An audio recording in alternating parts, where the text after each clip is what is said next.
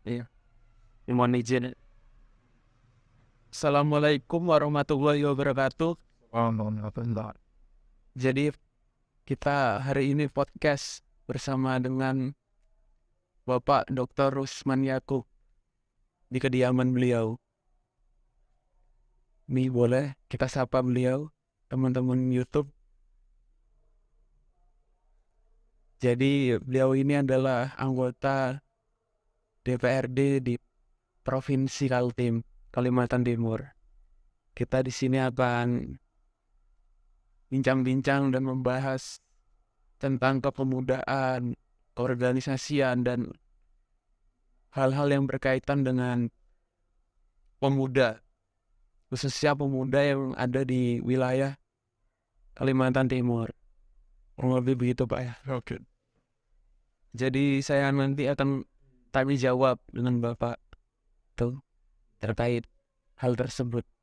Seperti Bapak misalkan menceritakan gimana dulunya awalnya mulai berorganisasi pada saat mahasiswa, mungkin organisasi apa aja yang diikuti sehingga dapat membentuk karakter dan Bapak sekarang ini. Mungkin boleh diceritakan Pak, awal mulanya pada tahun berapa? Oke, baik. Terima kasih. Assalamualaikum warahmatullahi wabarakatuh. Selamat malam dan salam sejahtera bagi kita semua, khususnya apa namanya, Teman-teman YouTube. teman-teman YouTube, khususnya yang ada di wilayah Kalimantan Timur ya. Tentu saya menyampaikan terima kasih dan penghargaan terhingga karena pada malam hari ini saya dijadikan sebagai salah satu tamu bicara atau narasumber ya dalam podcast teman-teman yuk pada malam hari ini. Ini adalah satu kehormatan buat saya dan tentu sangat mengapresiasi semua ini. Lalu yang kedua tentu saya ingin sampaikan bahwa selamat menempuh tahun baru tahun 2023.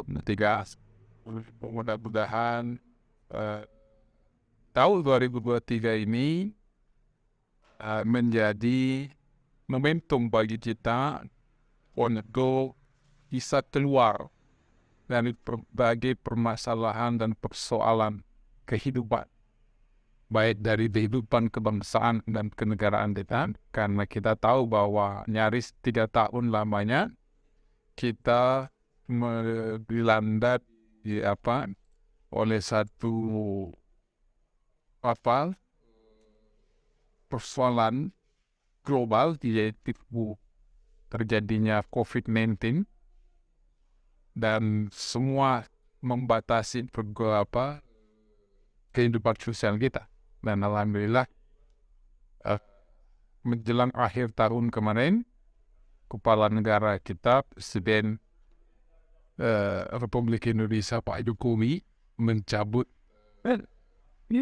PPKM, dan sehingga kita harapkan momentum 2023 ini benar-benar menjadi tahun pemulihan. Tahun pemulihan itu termasuk tahun pemulihan adalah pemulihan, baik pemulihan ekonomi, pemulihan politik, dan pemulihan sosial kemasyarakatan kita. Nah, tentu kita juga berharap bahwa di tahun 2023 ini momentum kebangkitan kita dan percepatan bangkit dengan cepat, kemudian pulih dengan baik. Nah, sehingga kita berharap benar-benar kesejahteraan masyarakat, khususnya di Kalimantan Timur, menjadi momentum bagi kita. Meskipun memang kita juga harus akui bahwa tahun 2023 ini bukanlah tahun yang lebih mudah juga. Artinya tidak baik-baik amat. dan masih dalam, bisa saja kita masih dalam kondisi, posisi suatu saat kondisi bisa mengancam kita, terutama dalam persoalan resesi ekonomi global. Tapi kita yakin kalau kita semuanya bangkit bersama, kemudian kita berkolaborasi bersama, kita yakin bahwa segala persoalan kita bisa atasi dengan baik. Nah, kembali kepada tema kita malam ini, barangkali menginginkan semacam kilas balik bagaimana saya berproses hingga hari ini menjadi anggota DPRD Provinsi Kalimantan Timur. Tentu kalau melihat sekarang, tentu terkesan yang indah-indah saja. Tapi semua itu sebetulnya melalui proses yang tidak nampak. Saya memang termasuk orang yang gemar berorganisasi. Ya. Jadi saya sejak masuk sekolah di SD itu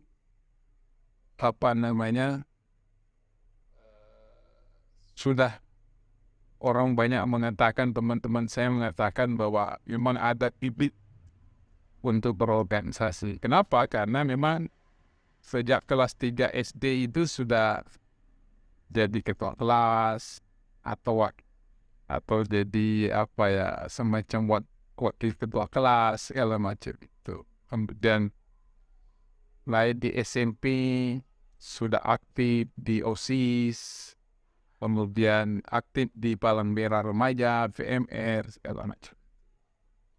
Nah, kemudian di SMA juga seperti itu, menjadi ketua OSIS, menjadi ketua Badan Perwakilan Siswa, segala macam itu. Nah, sampai kepada di perguruan tinggi, di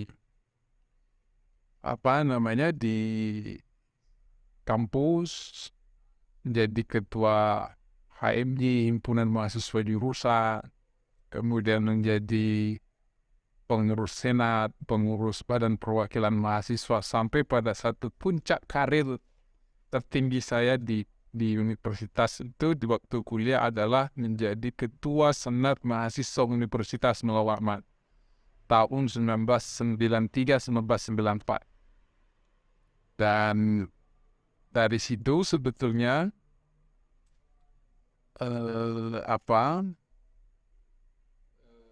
belajar bagaimana mengembangkan wawasan, bagaimana membangun karakter dan lain sebagainya. Jadi bicara tentang pembentukan karakter itu banyak dimensinya.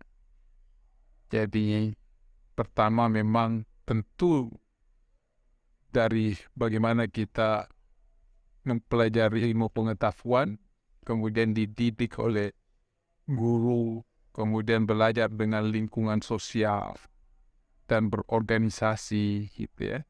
Jadi saya betul-betul merasakan bahwa berorganisasi itu adalah sesuatu yang sangat penting, karena itu akan membentuk mentalitas kita, membentuk karakter kita, mengasah wawasan kita, dan yang paling penting itu adalah berorganisasi itu kita bisa berlatih untuk bagaimana bekerja secara teamwork, bekerja sama dengan orang lain, ya.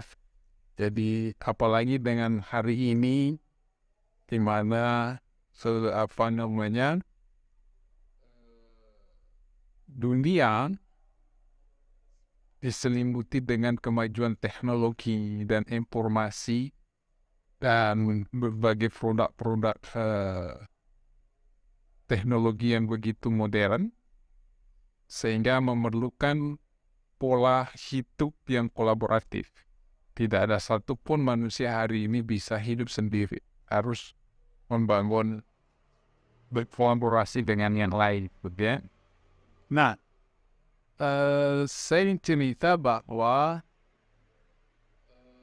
saya dulu selain di internal berorganisasi di internal sekolah atau di kampus, saya juga ikut berorganisasi di ekstra, di luar sekolah. Misalnya ketika saya masih jadi pelajar begitu, kalau di SMP SMA itu ada namanya OSIS atau Palang Merah Remaja, tapi di luar ada berbagai organisasi ekstra, misalnya ada Ikatan Pelajar Muhammadiyah, ada Ikatan Pelajar eh, Nahdlatul Ulama, begitu. Kemudian ada Ikatan Pelajar dan Dakwah Wal Irsyad di tempat saya. Nah, saya ikut. Bahkan ada organisasi yang sifatnya skala lokal, misalnya ada PEMBAR, gabungan pemuda pelajar mahasiswa baru itu di tempat saya itu. Nah, saya ikut. Di situ ada latihan pengkaderannya dan lain sebagainya. Nah, begitupun ketika saya di kampus, di Universitas Melawan Arman. Kayak saya kebetulan di FKIP Universitas Melawan Arman. Pertama kali hijrah ke Samarinda ini karena kuliah. Karena lulus kuliah di Universitas Melawan Arman. Nah, pada tahun 1988 itu, saya diterima, saya mulai kuliah. Kemudian 2 semester berjalan, sudah ikut berkecimpung di himpunan mahasiswa Kobra Studi. Habis itu menjadi di tahun berikutnya, di semester 3, semester 4 itu sudah ditunjuk menjadi ketua himpunan mahasiswa jurusan. Zaman itu. Nah, selain tahun berikutnya ditunjuk menjadi pengurus Badan Perwakilan Mahasiswa dan di Senat gitu ya. Di samping di internal kampus juga masuk di eksternal kampus. Saya kebetulan aktif di Pergerakan Mahasiswa Islam Indonesia PMI. Senat pernah menjadi ketua komisariat PMI Universitas Melawan Arman. Kemudian saya pernah menjadi ketua cabang. Saya pernah menjadi sekretaris koordinator cabang PNI Kalimantan Timur. Nah, selain itu di KNPI, saya pernah di KNPI Kota Samarinda, pernah di KNPI Provinsi Kalimantan Timur, kemudian pernah di Ansor, Provinsi Kalimantan Timur. Nah, hingga terjun ke dunia politik. Saya terjun ke dunia politik itu tahun 1990.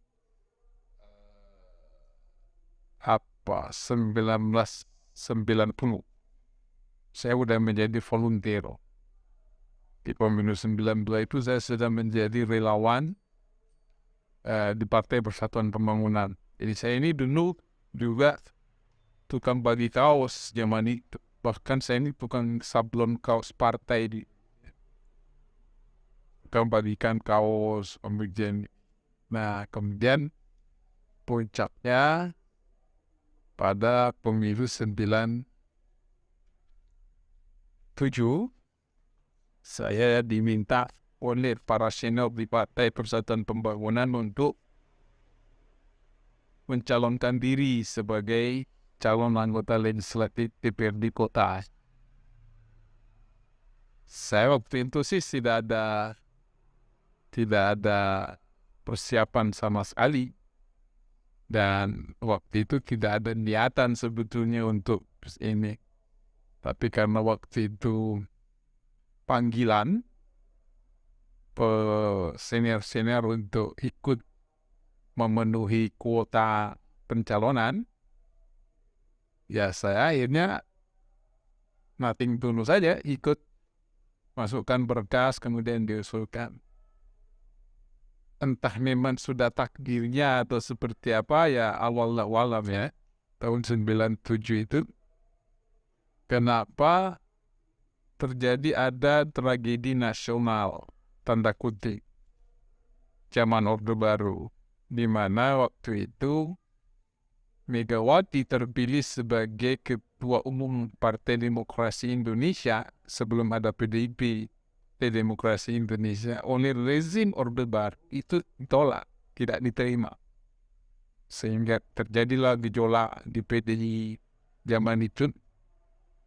Akhirnya Megawati pada saat 96 itu,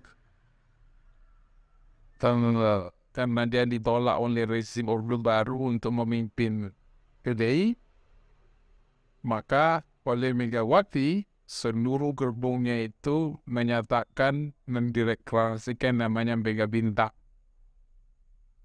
yaitu suaranya PDIP dialihkan, suaranya Ibu Mega maksud saya, dialihkan untuk memilih Partai Persatuan Pembangunan zaman itu.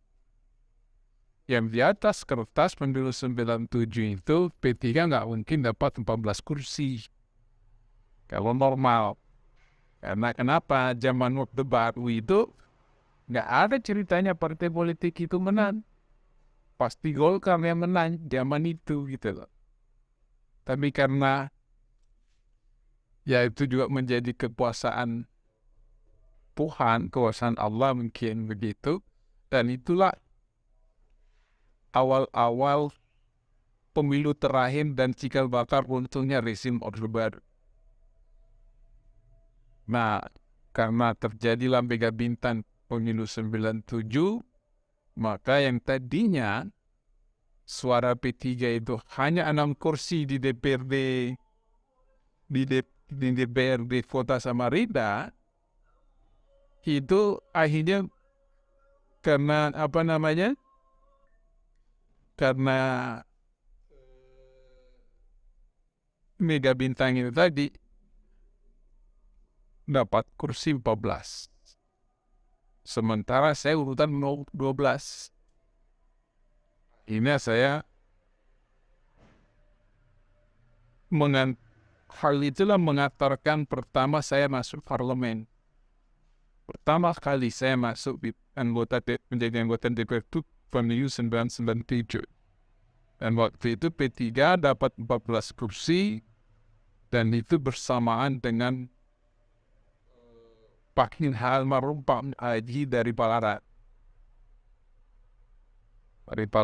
Dan itu orang pertama P3 dari Palarat yang menjadi anggota DPR.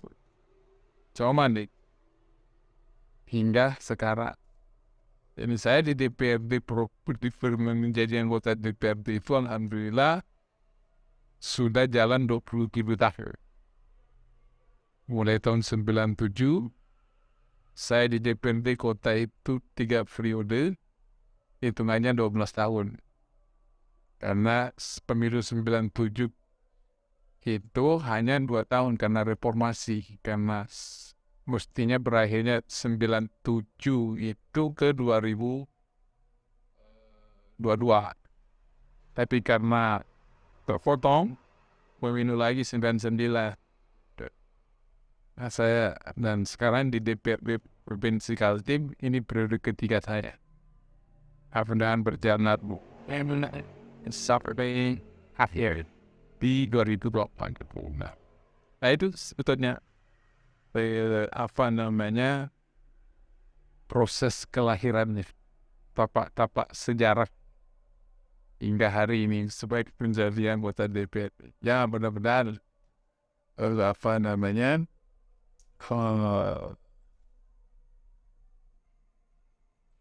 menjadi satu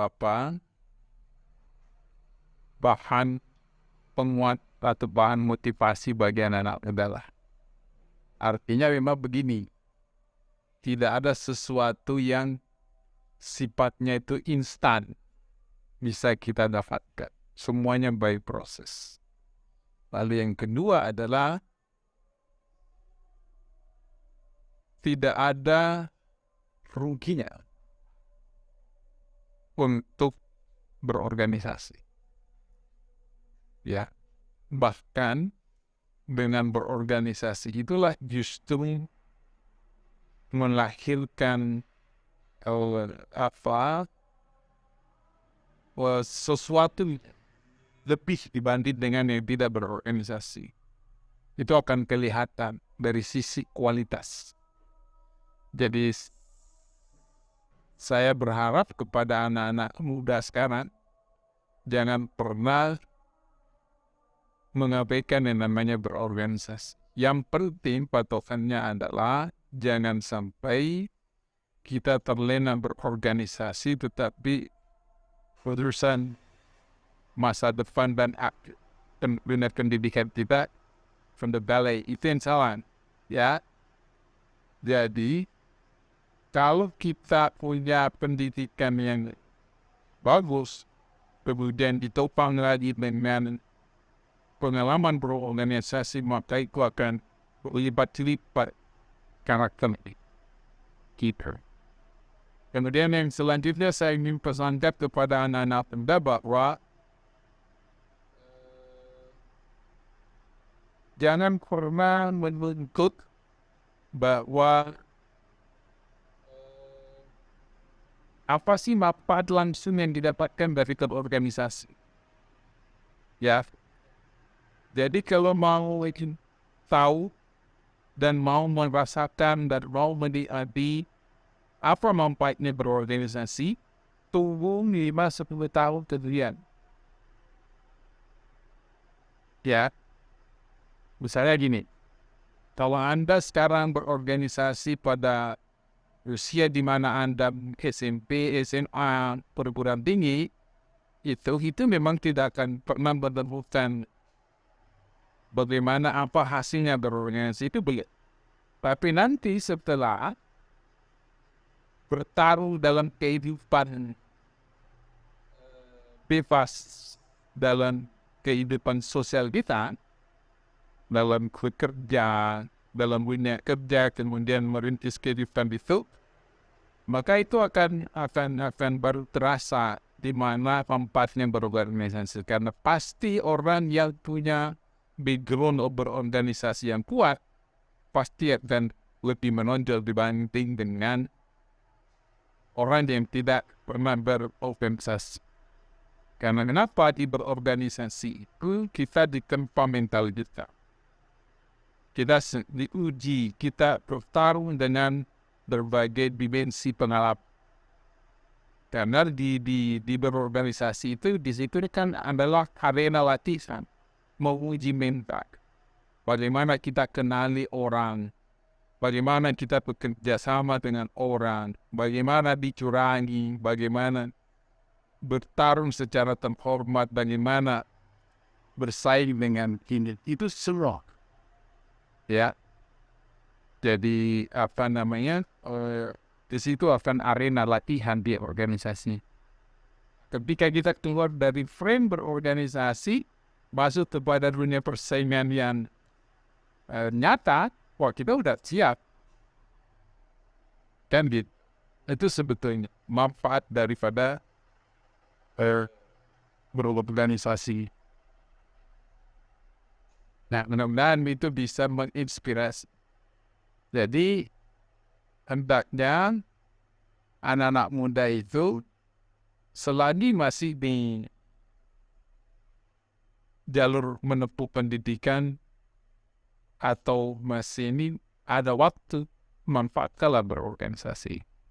Karena dengan berorganisasi, kita akan terlatih. Yang penting adalah jangan sampai organisasi itu menghambat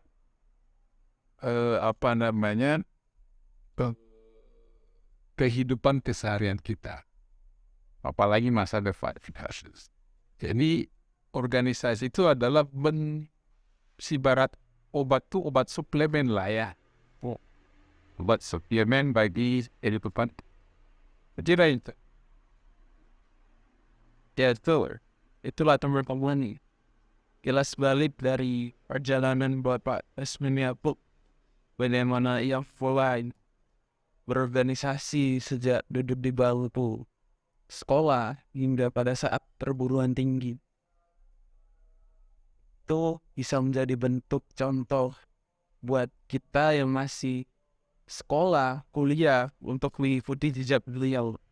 Jika kita ingin intinya menjadi orang yang bisa duduk di parlemen, gitu. Ada berbagai macam organisasi, baik di internal sekolah, internal kampus, lalu ada eksternal.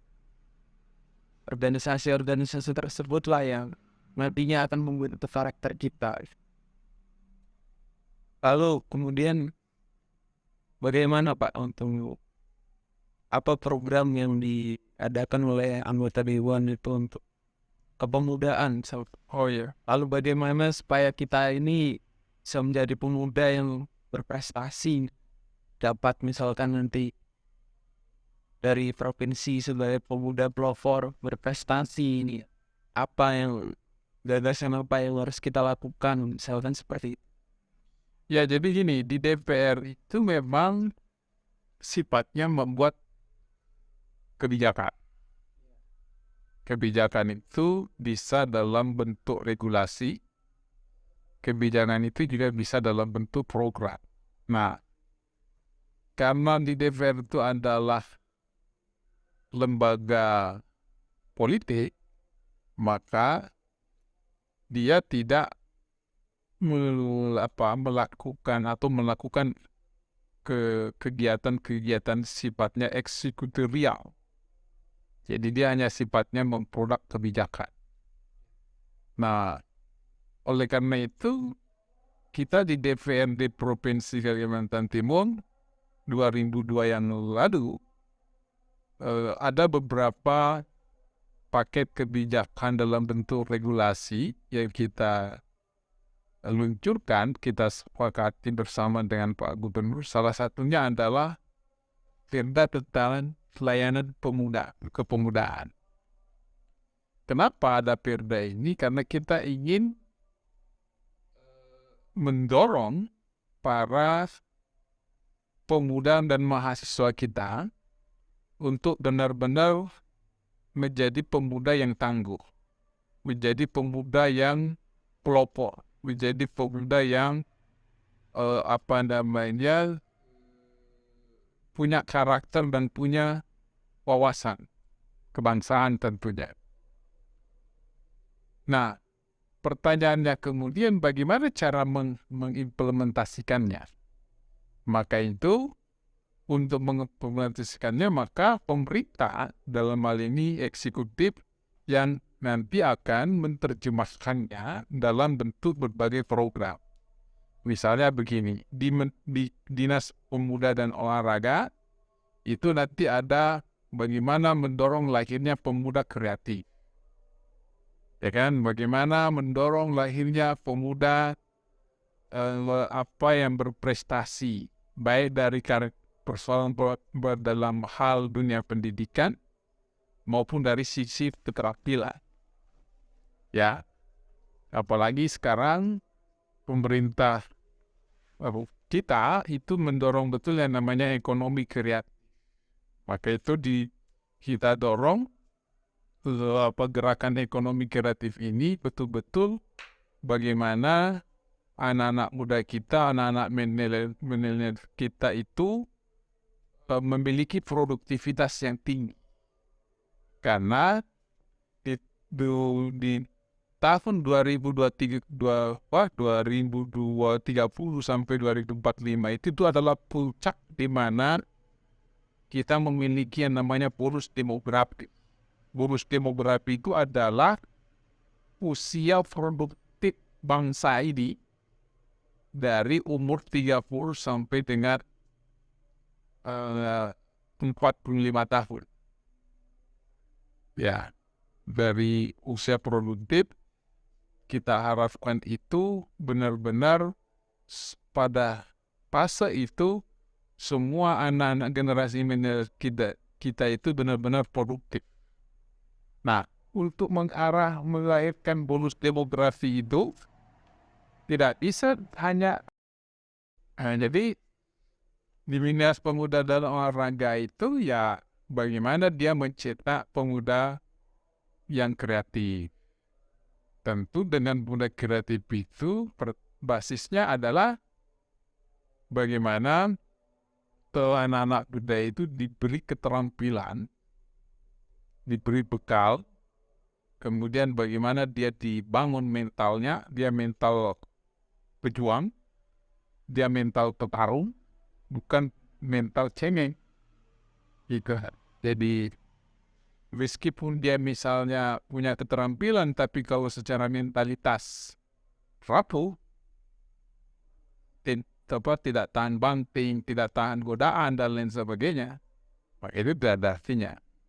Lalu yang kedua, pemuda yang kreatif itu adalah pemuda yang memiliki nilai spiritual tinggi, karena tidak ada juga artinya dia pintar, dia punya keterampilan, tetapi secara spiritual rendah.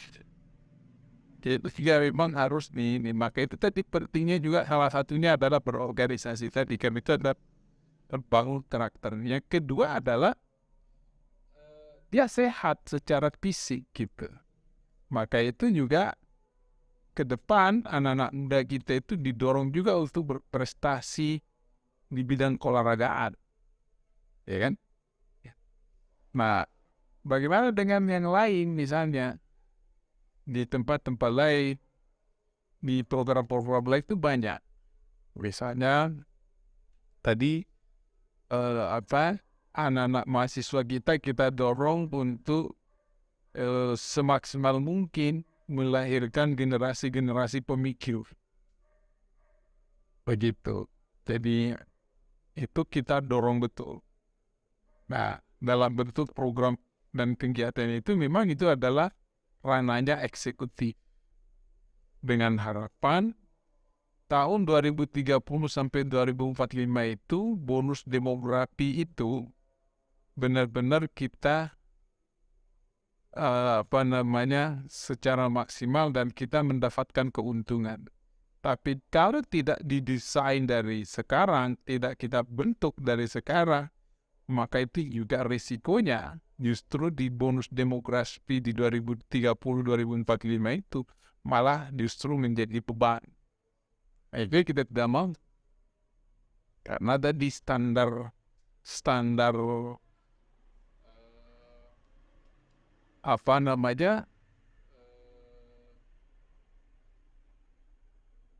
kualitas sumber daya manusia kita tidak memenuhi target. Dan hari ini adalah era persaingan global. Siapa yang tidak survival dalam pertarungan global itu, maka dia akan menjadi bangsa yang tertindas. Hari. Karena sekarang ini itu adalah dunia yang penuh dengan kompetisi, dunia yang penuh dengan kemajuan ilmu pengetahuan dan teknologi. Hari ini semuanya berbasis teknologi. Semua berbasis digitalisasi kehidupan kita. Sadar atau tidak, hari ini kita tergiring dalam era digitalisasi. Nah, ketika bicara tentang era digitalisasi, maka tidak ada kata lain adalah anak-anak muda kita harus melek, bahkan harus menguasai dan bahkan perlu anak-anak muda kita menjadi pelopor lahirnya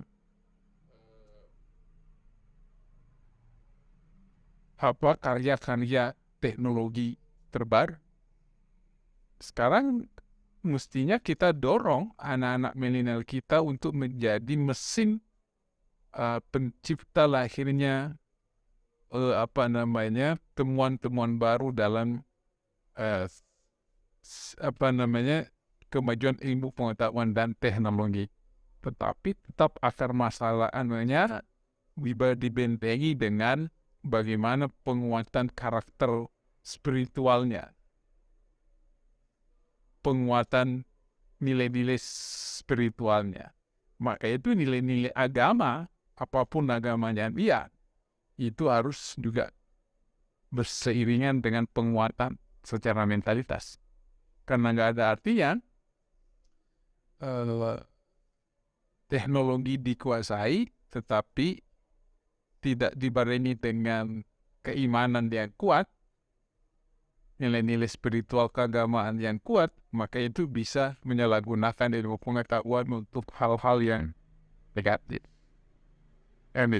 Jadi ini adalah era di mana teknologi menjadi penentu dalam setiap kehidupan kita. Maka itu juga harus menjadi perhatian utama. Dan pemerintahan maksud saya itu harus memahami betul dan menjadi perhatian serius di dalam persoalan ini. Karena kalau enggak, bangsa ini bisa berantakan. Itu pentingnya hadir negara di situ di dalam melakukan rekayasa sosial dalam rangka untuk melahirkan generasi-generasi muda yang tangguh, yang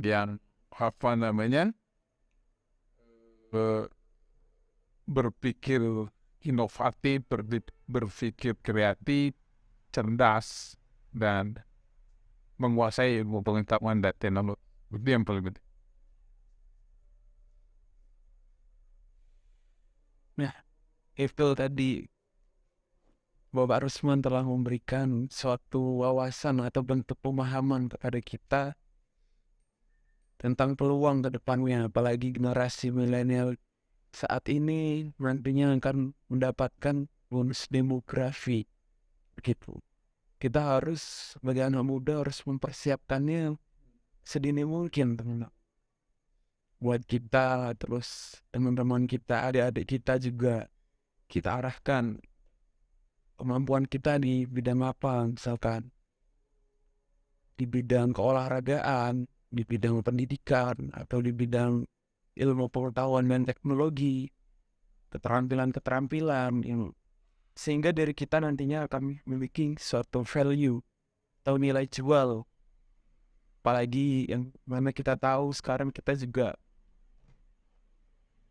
bertemu dengan masyarakat global, artinya persaingan itu akan semakin ketat. Dan tentunya Kalimantan Timur ini kan dipilih sebagai lokasi ibu kota negara Nusantara. Jadi peluang-peluang kita sangatlah jangan sampai ketinggalan dengan pemuda-pemuda yang ada di Pulau Jawa gitu. Saya juga ingin minta tanggapan Bapak terkait angkatan kerja dan peluang kerja yang kita dapatkan ini. Karena setiap tahunnya itu banyak ratusan ribu angkatan kerja, namun hanya beberapa persen saja lapangan kerja yang tersedia. Apakah solusinya industri kreatif atau seperti apa? Atau dari Dewan ini membentuk suatu regulasi seperti apa sehingga pemerintah menyediakan lapangan kerja, mungkin seperti itu. Ya, saya kira begini, bicara tentang soal tingkat pengangguran, Ya, karena bicara tentang tingkat pengangguran itu pasti ujungnya adalah soal peluang kerja. Kalau peluang kerja itu jauh lebih kecil ketimbang dengan angkatan kerja, maka pasti banyak pengangguran. ya, Kan gitu. Teorinya kan. Nah, saya kira pemerintah, apalagi setelah pasca pandemi ini, kita berharap bahwa investasi semakin tumbuh. Karena kalau investasi tumbuh, maka tentu dengan sendirinya akan terbuka peluang kerja. Karena kalau banyak investasi yang tumbuh, maka itu dengan sendirinya akan melahirkan peluang-peluang kerja baru. Nah, IKN itu salah satu media atau sarana untuk memacu dan memicu lahirnya investasi baru di Kalimantan Timur. Ya, dan itu pula lah kenapa pemerintah kita barangkali selama ini bertekad memindahkan ibu kota negara. Karena pemindahan ibu kota negara itu tidak hanya sekedar menjawab tantangan kepadatan penduduk dan beban Jakarta, tetapi kepindahan ibu kota negara itu dalam rangka melahirkan pertumbuhan ekonomi baru di Indonesia yang selama ini Jawa sentris. Dengan ada pemindahan ibu kota ini, ke depan Indonesia itu tidak lagi Jawa sentris dari sisi ekonomi, tetapi sudah menyebar ke seluruh Nusantara. Karena letak ibu kota negara benar-benar ada di titik tengah seluruh Nusantara. Ini jagat Nusantara Indonesia. Nah, dengan harapan karena kalau nanti ibu kota negara itu benar-benar jalan dan berkembang itu, maka semua kawasan di Nusantara ini akan menyebar, akan ada titik-titik pengembangan investasi di berbagai itu. Nah, kemudian yang kedua, misalnya kebijakan yang kedua, negara sekarang memperkuat hilirisasi produk tambang. Jadi sekarang kebijakan ekonomi bangsa kita tidak lagi melakukan ekspor bahan mentah. Karena kalau selama ini kita ratusan tahun sebelum Indonesia merdeka, Anda tahu dalam sejarah kelam POC ya, menjajah kita, Eropa menjajah kita, dalam hal ini Belanda menjajah kita selama 350 tahun, itu kan semua produk-produk hasil bumi kita atau kita dipaksa untuk mengirim ke luar negeri, ya kan? Akhirnya kita justru tidak dapatkan apa-apa, justru sudah jadi rokok baru kita beli lagi, padahal tembakonya dari kita. Itu contoh. Nah, oleh karena itu ada kesadaran sekarang, dan itu mestinya menjadi kesadaran bersama seluruh lapisan masyarakat, apalagi elit, bahwa sekarang ini mestinya kita harus betul-betul mandiri secara ekonomi. Kita tidak boleh lagi harus takut dari bayang-bayang bangsa asing. Maka itu menurut saya agak setuju, setuju sekali bahwa sudah waktunya kita tidak mengekspor bahan mentah kita ke negara lain. Kalau memang memungkinkan, kenapa enggak kita olah sendiri, kemudian kita jadikan produk turunan dari hilirisasi itu, sehingga nilai tambah dari hasil bumi kita itu benar-benar punya, jadi berkali-kali lipat. Contoh sawit misalnya. Kita ekspor minyak sawit kita sana, CPO kita, dengan dijual harga yang murah karena minyak dalam bentuk CPO. Tapi begitu ini jadi sampo, jadi kosmetik, jadi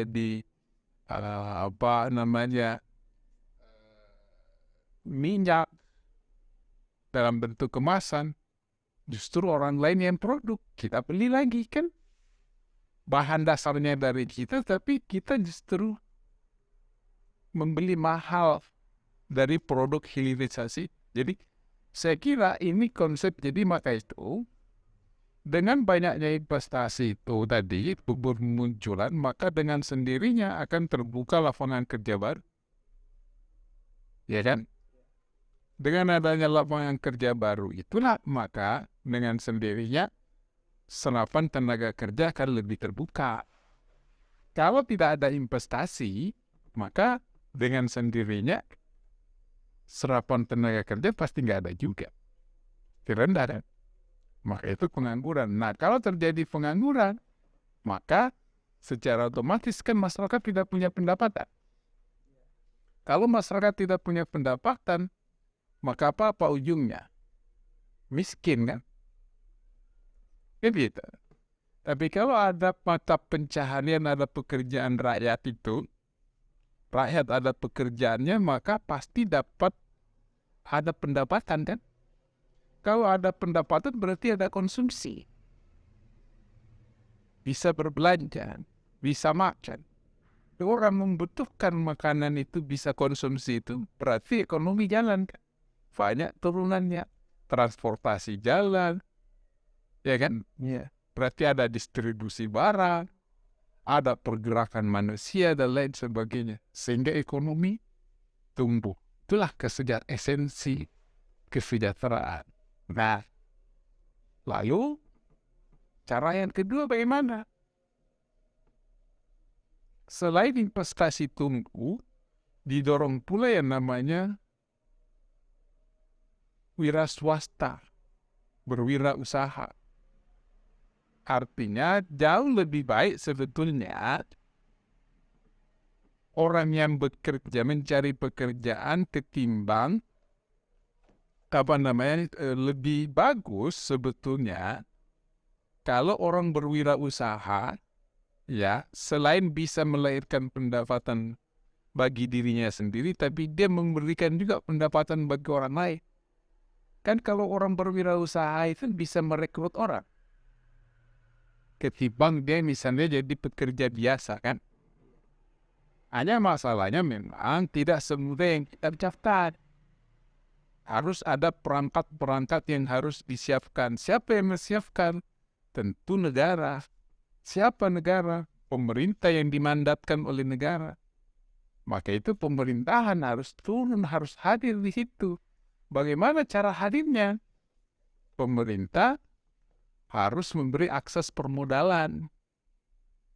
Bagaimana orang mau berusaha mandiri, mau jadi wirausaha, kalau misalnya akses permodalan tidak dibuka? Ya kan?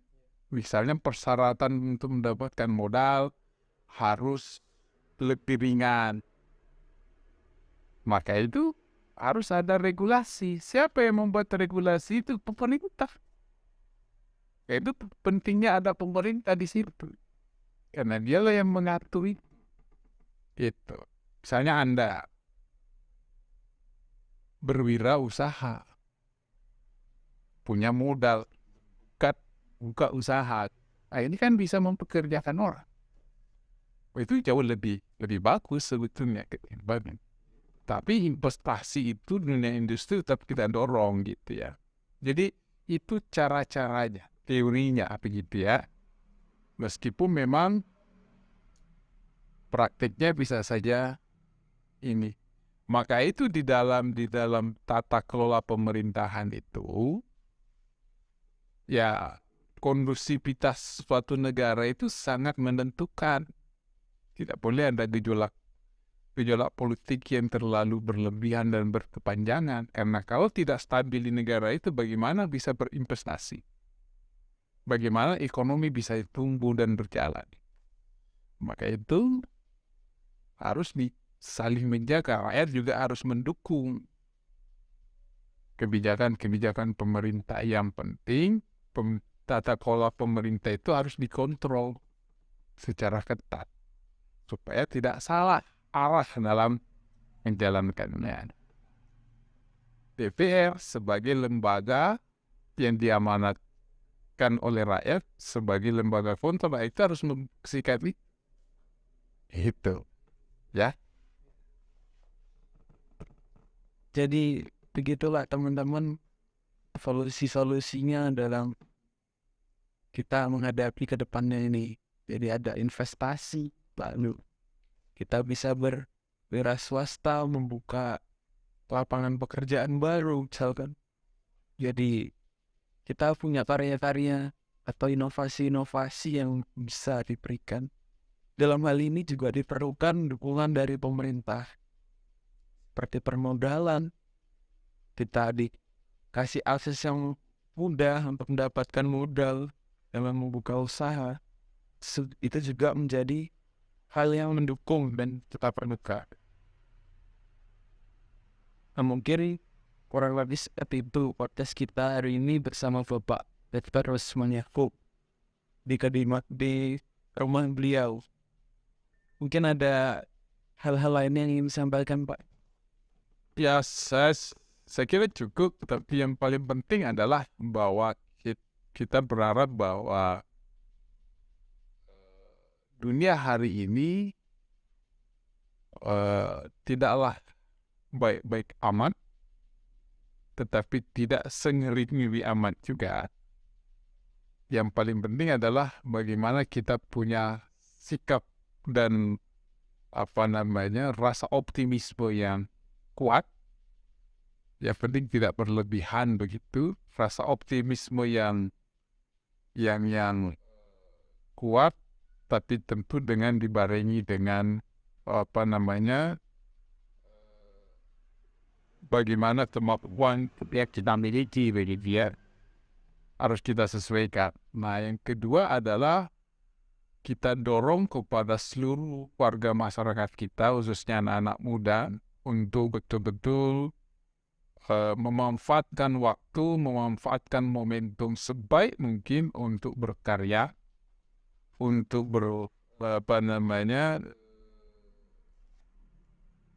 melahirkan sebuah inovasi dan kreativitas yang pada ujungnya adalah melahirkan daya saing yang tinggi bagi bangsa kita.